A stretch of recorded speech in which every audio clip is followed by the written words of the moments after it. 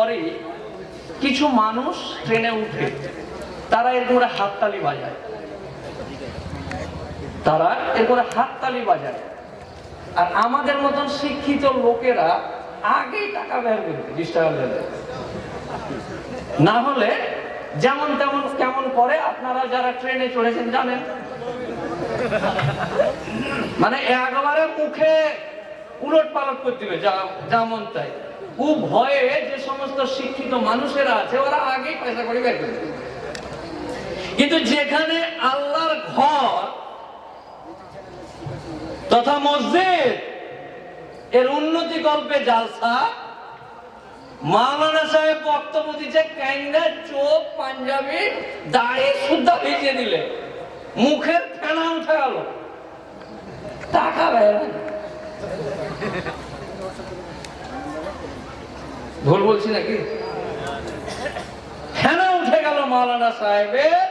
আল্লাহর ঘরের জন্য আমরা এমন একটা মানুষ, আমরা এমন আদমের সন্তান যে আমাদের হৃদয়গুলো কাঁদে না। আমি রুবেল সহ এই এলাকার যে সমস্ত যুবক ভাইয়েরা আছে তাদেরকে চাদর নিয়ে যাওয়ার কথা বলবো। 10-5 যা আছে বের করেন তাড়াতাড়ি, নাহলে ওই লোককে কেটে কেটে চলে আসতে ছেড়ে পড়বে। ওয়ার্গে ভয়ে যদি অন্তত দেন। বক্তব্য শুরু করি। দেশের যে বর্তমান পরিস্থিতি সম্বন্ধে বলতেছি একজন আইন জানা মানুষ, যার পেটে পিঠে মাথায় সব জায়গায় যার সংবিধান আর ভারতের আইনটাকে ছাতুর মতন গুলে খেয়ে নিয়ে এসেছি। এরকম জালসা, এরকম মজলিসে মাওলানা সাহেব সুর করে বক্তব্য দিচ্ছে, আর ওই বক্তব্য শুনতে এসছে ডাঁড়া বা লতির ওপারের দাদু আর লাতি।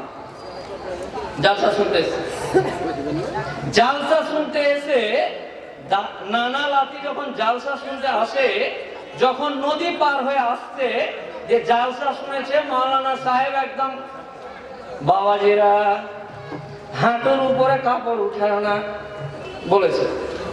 জালসাতে মাওলানা সাহেব যখন বলেছে বাবাজিরা হাঁটুর কাপড় উঠায় না, নানাও শুনলে লাতিও শুনলে, জালসা শুনে বাড়ি গেছে, ডাঁড়া পার হয়ে যাবে।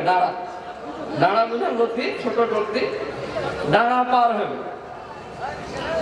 নানা জালসা শুনে মুরবির বক্তব্য শুনেছে, গেছে, লাতি একদম হড়মড়িয়ে নেমে গেছে। হাঁটুর কাপড় উঠেতে মানা করেছে মুরবি সাহেব, শুনতে হবে। গাড় মারিয়ে নেমে ভিজে একাকার হ্যাঁ ওপার চলে গেছে।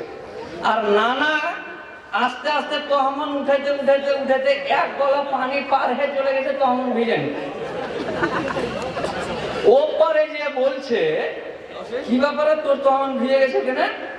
কেন মুরবি সাহেব যে বললে, হে রে খাপা লাতি, আমি 40 বছর ধরে জালসা শুনছে, আর এরকম বড় বড় মুরবিকে গিয়ে ফেললো, একটা বক্তব্য আমি নদীর এপার থেকে উত্তর আনিনি, আর তুই মুরবির বক্তব্য শুনে তখন ভিজে দিবি, শূন্য বইটি ঝেড়ে ফেলে চলে এসছি। এইরকম মানসিকতা করবেন না। যে কথাটি আমি বলবো, কে টাকা দেয় না দিছে? যে কথাটি আমি বলবো দয়া করে তহমন ঝেড়ে এখান থেকে যাবেন না। কারণ ৭৪ বছর স্বাধীনতার পর ভারতবর্ষের বুকে আমরা এমন এক জাতির মানুষ, যে জাতির মানুষকে বর্তমান সরকার সহ যারা দেশ পরিচালনা করছে তারা কি নজরে দেখছে, ছোট্ট একটা উদাহরণ দিই। অনেক উদাহরণ আছে, এই একটা দিচ্ছি। ভারতবর্ষের আইন বা সংবিধানে এমন কোন আইন নাই যে আইনটা জাত পাতের উপর ভিত্তি করে হয়েছে, মানে জাত পাতের উপর করে হয়েছে। আপনি কাউকে মোটর সাইকেলটা হুড়িয়ে দেন, যা সাজা হিন্দুর হবে অমুসলিমের হবে ওইটাই মুসলমানের হবে। আপনি কাউকে রেপ করেন, যে সাজা অমুসলিম ভাইয়ের হবে মুসলমানের হবে। এই প্রথম একটা আইন, যে আইনটাকে সিএএ বলছে, এই আইনটাতে 6টা জাতের মানুষকে নিয়েছে। জৈন, বৌদ্ধ, খ্রিস্টান, আরো এরকম 6টা জাতের মানুষকে নিয়েছে। আর একটা জাত ওই জায়গাটা থেকে বাদ গেছে, সেটা হচ্ছে মুসলমান। আফগানিস্তান, বাংলাদেশ, শ্রীলঙ্কা থেকে যে কোনো ওই 6টা জাতের মানুষ আইসো, আর এই দেশের যে তুমি লোক, এটা সার্টিফিকেট খালি। কোন জাত? 6টা জাতের মানুষকে, মানে ওরা ভাগ করেছে সরকার আর 6টা জাতের মানুষ, মানে তোরা হারা তোরা, তুই আয় আমি দিচ্ছি, তুই লে আমি লে। আর আমাদের মতো ওদের সংখ্যা কত? ওদের সংখ্যা কোন জাতি? জৈন, বৌদ্ধ, খ্রিস্টান যে জাতগুলো আছে, যে সম্প্রদায়গুলো আছে, যারা আমাদের মায়ের পেটের ভাইয়ের মতন ভাই, ওদের সংখ্যা হচ্ছে 150, 200, 300, 400, 500। এখানে যতটি লোক বসে আছে, ততটি পশ্চিম বাংলাতে জৈন ধর্মের মানুষই নেই। বৌদ্ধ ধর্মের মানুষ এই পাড়াটাতে যতটি আছে, গোটা পশ্চিমবঙ্গটাতে নেই। খ্রিস্টান ঢালা লাগে হয় আগাদিকে সাদা পিন্ডে, ওই সম্প্রদায়ের মানুষ এই পাড়াতে বা এই গ্রামে যতটি আছে, মুসলিম ততটি খ্রিস্টানের রাজ্যে নেই। তো আমরা কোন জাতের মানুষ? এটি যাদের সংখ্যা কোটি কোটি কোটি, 1 কোটি, 2 কোটি, 3 কোটি, 4 কোটি করে যদি কোটি গুণে, তো 30 কোটি হবে। আর ওরা 100-150 কে নিয়ে সরকার ব্যস্ত, তোরা আমি দিয়ে দিল, আমি দিল, তুই লেলে, এরকম ব্যাপার। আর আমরা কারা? যাদের সংখ্যা কোটি কোটি, তারা এরা কোন মানুষটি? এটি কোন যায় না? তোর নিজের মা, আমার মা আমার বাপকে ডেকে বলছে, এসো স্বামী, দেশ স্বাধীন করার সময় আমার মা আমার বাপকে ডেকে বলছে, হে আমার স্বামী এসো, গোটা গ্রামে যেন আমি সুন্দরী হ্যাঁ ঘুরি, ওই লেগে তুমি যে গয়নাটি আমাকে গড়িয়ে দিয়েছ, এই নাও। কানের ফুল ছেড়ে দিয়ে দিলে বাপের হাতে, গলার মালা, হাতের বালা ছিঁড়ে আমার বাপের হাতে তুলে দিয়ে বললো, যাও এটিকে বেচো জঙ্গল হাটে, বোম, পিস্তল, গোলা বারুদ যা আছে, তালোয়ার, বললাম ফর্সা, সব কিনো। কিনে ইংরেজরা যারা এই দেশকে স্বাধীন মানে চাষ করছে, যারা আমার দেওরকে, ভাসুরকে, শ্বশুরকে, ননদকে নীল চাষ করিয়া পয়সা দেয় না, ওই লোকটিকে তুমি আমার এই গয়নাটি বেচে তাড়াও, মারো চাবুক, চালাও ঘোড়া, ভাগাও দেশ থেকে। আমরা দেশ স্বাধীনতার সময় আমার মা কানের বালা ছেড়ে আমার বাপকে দিলে, আর ওই বাপ ওই গয়না বিক্রি করে একত্রিত হয়ে দেশকে স্বাধীন করার লাইনে যারা সামনের সারিতে আসলো, ধরেন যুদ্ধ চলছে, একদিকে ব্রিটিশ একদিকে ভারতীয়, হুইসেল মারলে ঝাঁপিয়ে চলে গেল আমার বাপেরা, সামনের দিকে গিয়ে যুদ্ধ শুরু করলো, যে ব্রিটিশকে ভাগিয়ে দিল।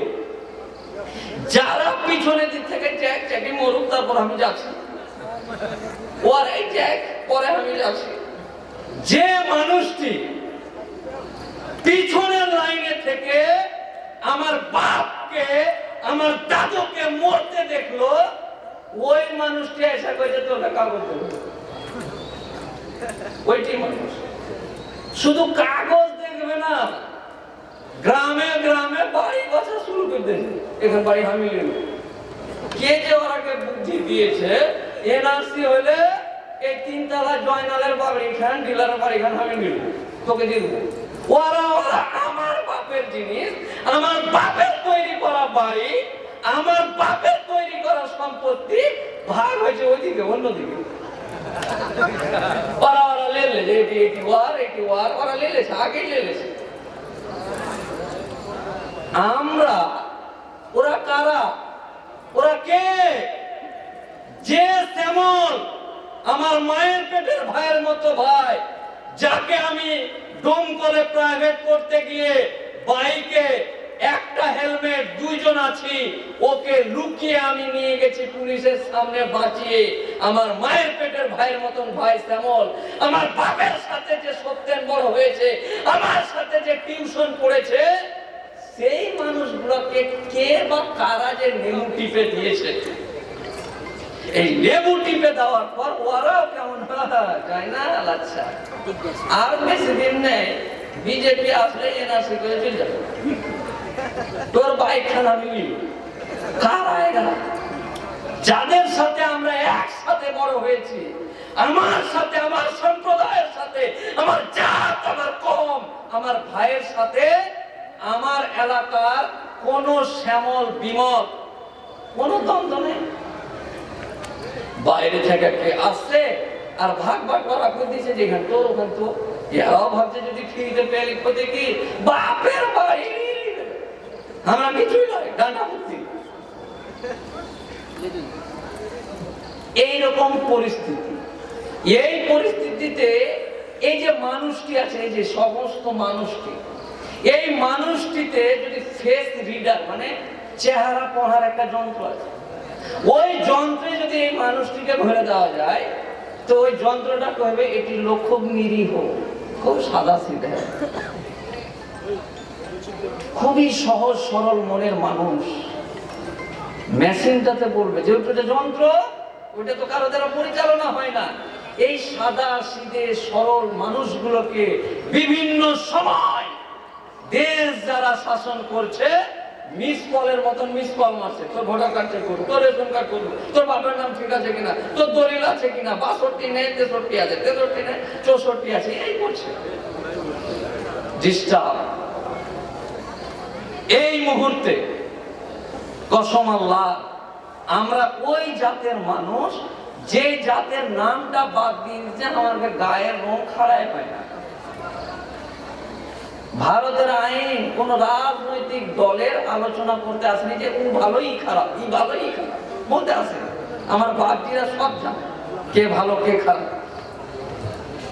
এই মুহূর্তে গোটা দেশে যে পরিস্থিতি, ভারতবর্ষের রাজনৈতিক ব্যবস্থা থেকে শুরু করে সামাজিক ব্যবস্থা তো আছেই, এখন বিচার ব্যবস্থা, যেটা জজ, তৃণমূল আছে, সিপিএম টিবেল পায়নি, কোনে যাবে লাস্টে কেস করবে, যেটা কেস করে বিচার পাবো ওইটাও ভেজাল হয়ে গেছে। কিরকম ভেজাল?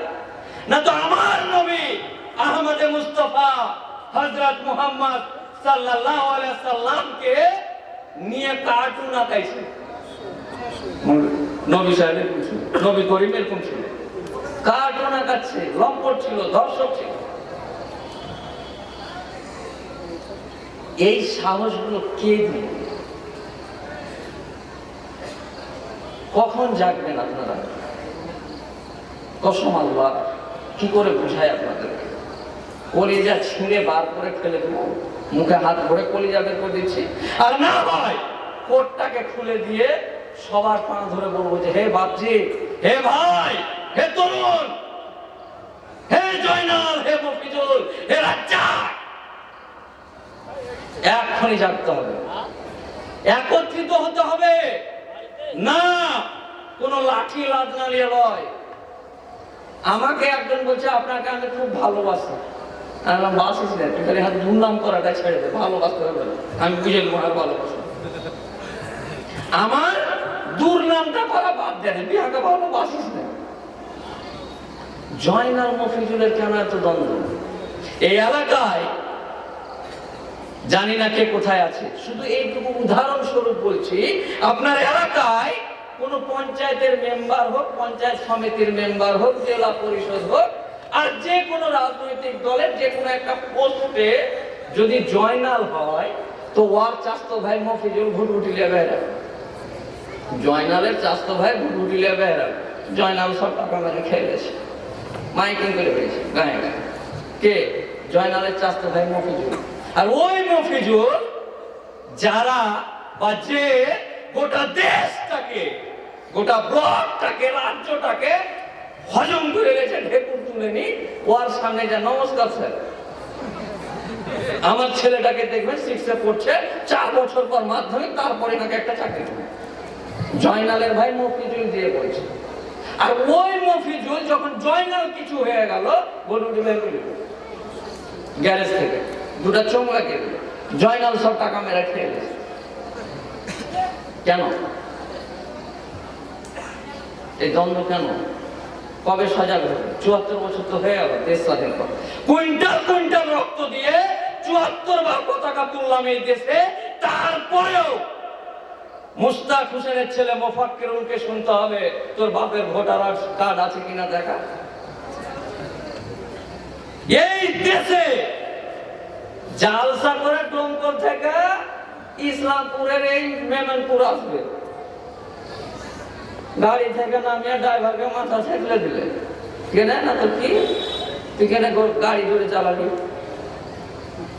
3 জন একটা বাইকে আছে, মুখ থেকে ভ্যাক ভ্যাক করে বন্ধ হয়েছে, ও গাড়িখানকে ওভারটেক করবে, মুরবি জালসা করে বাড়ি আসে, ড্রাইভার শুতে আছে, গাড়ি ওভারটেক করে 3 জন একটা বাইকে বসা ছেলে গাড়িটাকে সামনে রাখলো, নামে এসে কেন ওভারটেক করতে দিস না, বেড়িয়া মাথা ছেঁচলে দে। হাতরাস কাণ্ড ইউপিতে রেপ করবে, রেপ করে ধর্ষণ করে পুলিশের ওই রেপ কেসের মানে যে রেপ হয়েছে, যে মারা গেছে, তাকে এনে কাঠের উপরে করে চালিয়ে দেয়, কেরোসিন ঢেলে পুড়িয়ে দেয়। কখন জাগবেন? 63 বছর বয়স, 1 দিন 2 দিন 3 দিন আর বাঁচবেন। কোন পৃথিবীটা আপনি আপনার সন্তানকে রেখে যাচ্ছেন? ভাবতে আজকে আপনাকে হবে, নাহলে বাড়ি যাবো না।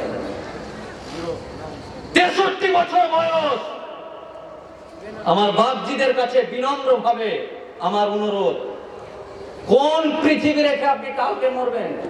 কাল না মরবেন, পরশু মরবেন, পরশু না হলে 2 মাস, 2 মাস না হলে 3 মাস, 3 মাস না হলে 3 বছর। কোন পৃথিবী রেখে মরছেন? যে পৃথিবীতে, যে জায়গায়, যে দেশে স্বাধীনভাবে হাঁটতে পারবেন না, এই পৃথিবী, এই দেশ, এই সমাজ, এই ব্যবস্থাতে রেখে আপনি মরতে পারবেন কি করে? কবরে যে আপনাকে লাফাইবে না, কবরে যা যে কোন পৃথিবী রেখে গেল বাপু, আগেই মেদিটা খাওয়াবে, বিনা কামে এখন ভেজাল করছে। জাগতে আপনাকে হবে। দেশ এবং সমাজের বর্তমান পরিস্থিতি, আজকে কি কি ঘটেছে এটা আপনাকে জানতে হবে। এই লকডাউনের টাইমে 31টা আইন পাস হয়েছে। কি আইন? কোন আইন? আইন পাস করে কিসের জন্য? দেশের নাগরিক বা এই সাদাসিধে মানুষগুলো সুখে বসবাস করবে, তার জন্য আইন। এই মানুষগুলো যদি একত্রিত হয়ে দেশ নিয়ে না ভাবে, তাহলে যে আইনগুলো আমি এক এক করে বলবো, এই আইনগুলো আপনাকে ভাবাবে। আমি যদি বলি যে এই লোকটি সব কানা বসে আছে, কেমন লাগবে? যে হাইকোর্টের উকিলের মাথা খারাপ হবে, কানা বেরকি তোমার। যদি বলি ছোটা, আরো রাখুন হয়ে হাত আছে, তা বলছে ছোটা না। ভাবছে ভাই, আধার কার্ডের সময় চোখের মনি জমা লিয়েছে সরকার আপনার, এরকম করে আধার কার্ড করেছে, লোক ছাপ দিয়ে আধার কার্ড করেছেন, সরকারের কাছে জমা আছে। রাষ্ট্রপতি যদি আজ মনে করে যে মেলানপুরের লোকটিকে যা বেঁচে দেবো চিনে, চিংপুংজির সাথে ফোনে কথা কয়া হলো, মেলানপুর ইসলামপুরে যেটি আছে এই লোকটি, এটিকে যা বেচবো, ওই চিংপুংজির কাছে যা বেঁচে দেবো। আপনি জানতেই পারলেন না যে আমি পেয়ে গেছি, কারণ আপনি তো জানেন না যে দেশে কোন কোন আইন আছে। যেরকম আপনি জানেন না, ওরকম বেঁচে দিলেও আপনি বুঝতে পারবেন না। বুঝতে পারছি না। এই শুধু পার্টি না, পার্টি ফুটি তো আছে, যেটা আপনারা ভালো জানেন যে কে ভালো কে খারাপ, যেটা আপনারা জেনে বসে আছেন। টিবেল তিরপাল নিয়ে লাস্টে বুকে পুঁতে দিচ্ছে। এত টিপেল পুঁতেছে এলাকায়, পুঁততে পুঁতে এখন বুকে পুঁতা বাকি আছে, খালি এইটা জায়গা ফাঁকা আছে, সব চারিদিকে টিপেল টিপেল হয়ে গেছে। তিরপাল নিয়ে তো একাকার। 22টা ভোট আছে, 7.5 কেজি না দিলে হবে না। আর তো হবেই না 7.5 কেজি। এই করতে করতে যান শেষ। আর এর ফাঁকে আইনগুলা দেখেন, এমন একটা আইন কোন রাজনৈতিক দল নয়, ভারতের সুপ্রিম কোর্ট যে টপ 1 নাম্বার, যদি লেখা দেয় ঢেল খেতে হবে, সবাইকে সকাল 10টায় ঢেল খেতে হবে, এর পাওয়ারের।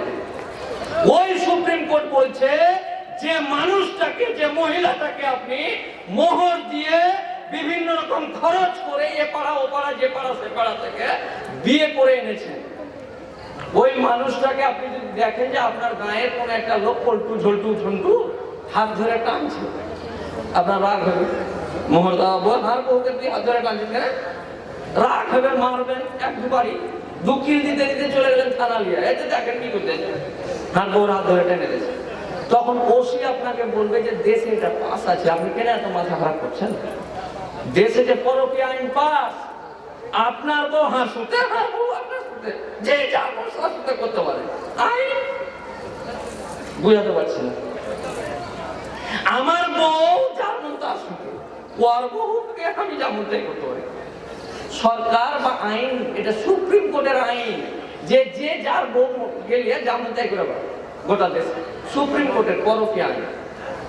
আর কি দেখেছেন দেশে, যে আপনার এলাকাতে যদি কোনো মানুষ পশুর সাথে কোনো খারাপ কাজ, মানে জেনার মতন কাজ করে, তাহলে কি করে? ঢেলায়, ছেঁড়া জুতা গলায় মালা দেয়, ঘোড়া গাধাতে পিঠে হাঁটায় ডাল মাথা করে দেয়।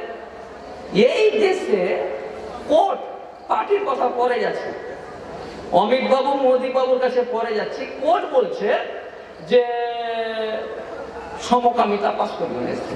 সমকামিতা কি না, তো এই এলাকার জয়নালকে পছন্দ লেগে যায়, দেখতে খুব সুন্দর, ওকে মোহর দিয়ে কাল বিয়ে করে চলে যাবে, কেউ কিছু করতে পারবে না। আপনার এই এলাকার ফিরদৌসী যদি মমতাজকে মনে করে বিয়ে করতে পারে, আপনি দেখবেন আর খালি এটা ঠিক হলো না, এটা ঠিক নয়, এটা ঠিক নয়।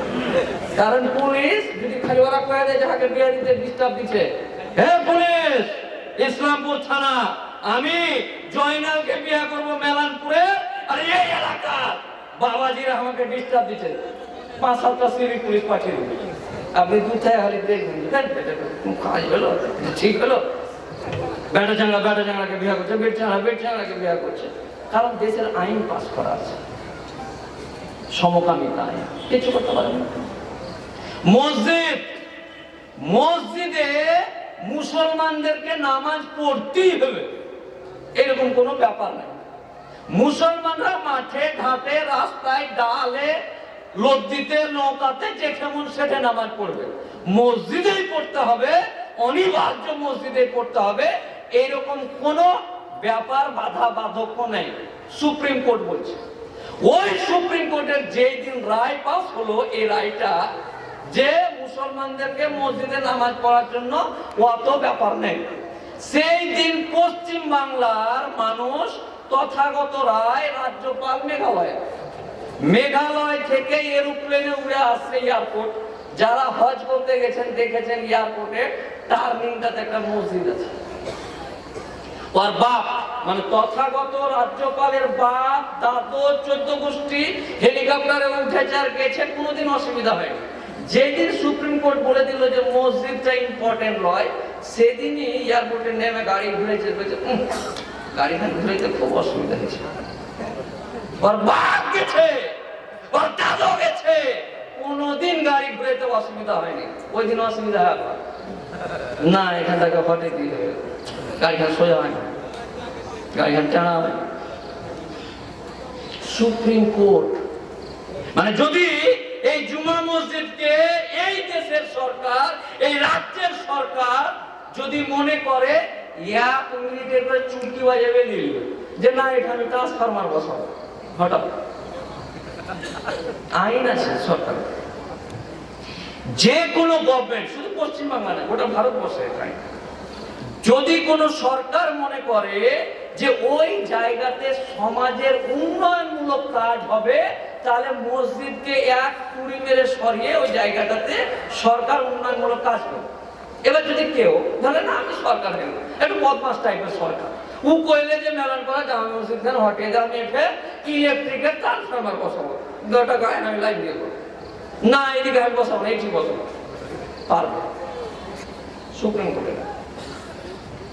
না, এটা বুড়বুড়ি স্টার্ট করবো। আমার বাপ দাদু যারা মুঠির চাল উঠিয়ে মসজিদ বানাইলো, ওই মসজিদকে সরকার যদি মনে করে বুড়বুড়ি স্টার্ট করবে, কয়েন তো জ্বালা হয় কোন দেশ কোন জাতের মানুষ আমরা, কখন ভাববো? আচ্ছা এই যাবো, এটা পুরাতন আইন, টাটকা আইন। টাটকা আইন হলো যে এই এলাকার আমার মায়ের পেটের ভাইয়ের মতন ভাই শ্যামল আর আমি মোফাক্কেরুল ইসলাম, শ্যামল আর আমি দুজনে পয়সা বেশি হয়েছে আমাদের, দুজনে চলে গেল শ্রীলঙ্কা সমুদ্র ঘুরতে 30 দিনের ভিসা নিয়ে। 30 দিন পর তাও আমার মাছ মারা হয়নি শ্রীলঙ্কায়, একদিন বেশি থেকে গেল, দিয়ে ঘুরে আসছে, ফাইন দিতে হবে। কারণ সরকার আমাকে বলেছিল যে শ্রীলঙ্কা যে 30 দিন থাকবে, তার ফিস জমা দিয়েছি 31 দিন দিয়েছি, জরিমানা হবে। আপনি যদি বহরমপুর কলকাতা চলে যান বাসে থাকবে না, বহরমপুরের টিকিট কেটেছেন, কলকাতায় নামলে ওখানে বলবেন না বহরমপুর থেকে টিকিট দিয়ে দাও, তো ঠিক তেমনই 31 দিন 1.5 দিন ফাইন লাগবে, ভিসা ওভারটেক হয়ে যাবে। আমার মায়ের পেটের ভাইয়ের মতন ভাই শ্যামল, ওর লাগবে 500 টাকা, আমার লাগবে 25,000 টাকা। কেনা কুছ করতে পারবেন না, কোন জাতের মানুষ আপনি?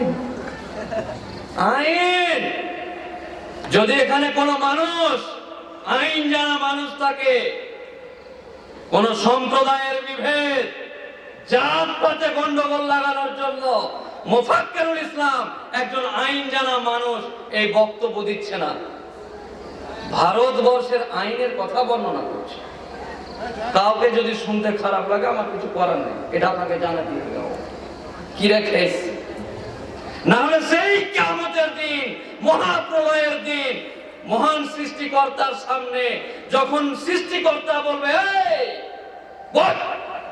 2020 সালে তোমাকে আমি শিক্ষিত করে উকিল করে হাইকোর্টের উকিল করে পাঠিয়েছিল পৃথিবীতে, আর তোমার সম্প্রদায়ের মানুষ অজ্ঞতার কারণে জানেনি। মাস্টারমশাই এই এলাকার বিজনেসম্যান, পয়সাওয়ালা সমস্ত শিক্ষক এবং শিক্ষিত যুবক যুবতীদেরকে বলছি, এই দায়িত্ব তোমার। মহান সৃষ্টিকর্তা সেই প্রলয়ের দিন, সেই দিন যখন জিজ্ঞাসা করবে, হে মফিজুল, হে জয়নাব, হে রাজ্জাক, তোমাকে আমি 2020 সালে শিক্ষিত করে জন্মেছিলাম, আর সেই সময় আমার সম্প্রদায়, আমার আদমের সন্তানেরা যখন বিভিন্ন রকম বিপদের মুখে ছিল, তুই কি করছিলি রে? কি উত্তর দিব আল্লাহর সামনে? লজ্জিত হতে হবে সেই দিন।